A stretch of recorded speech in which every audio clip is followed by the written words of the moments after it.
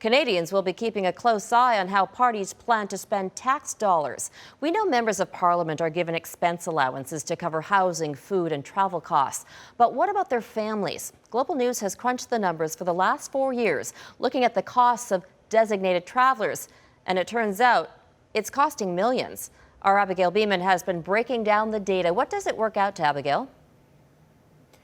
Robin, the bill to shuttle MPs' spouses and partners across the country for the past 4 years cost $4.5 million of your tax dollars, and that doesn't include their children's travel either.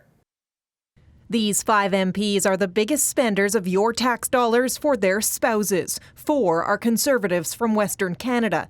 Todd Doherty tops the list. Based in northern British Columbia, he claimed $142,000 over 4 years for his wife Kelly to join him in Ottawa, Prince George, Halifax, Charlottetown, and elsewhere. His office ignored our requests for comment.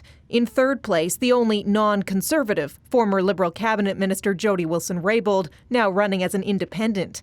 Since 2015, she billed taxpayers $126,000 to fly her husband Tim between Ottawa and her Vancouver riding 138 times.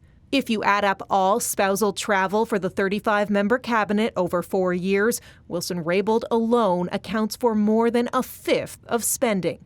In a statement, she tells Global News, "My husband and I have worked hard to maintain a semblance of work-life balance that includes being able to be together in the same city as much as possible. His support has been particularly important to me during the events of the past 8 months, and I am grateful that Tim's schedule has allowed him the flexibility to travel to Ottawa." The best disinfectant is sunlight, so the more we publish this information, if someone is an outlier, like in this case, Ms. Wilson-Raybould, that allows the media, that allows the public to see that there might be a problem and gives people an attempt to correct it. After Wilson-Raybould, the top 3 cabinet spenders were Veterans Affairs Minister Lawrence MacAulay, Procurement Minister Carla Qualtrough, and Indigenous Services Minister Seamus O'Regan. All 3 sent a statement saying they followed the rules. Qualtrough's office noted 2 of her children were just 2 and 5 when she was elected, and she spends at least half the year away from her BC home. But while O'Regan's riding is in Newfoundland, for part of the mandate, his husband worked as general manager at a popular Ottawa restaurant, steps from Parliament Hill. Important to note, everyone is playing by the rules. Each MP gets a number of travel points for the year. They can choose to share them with their designated traveler.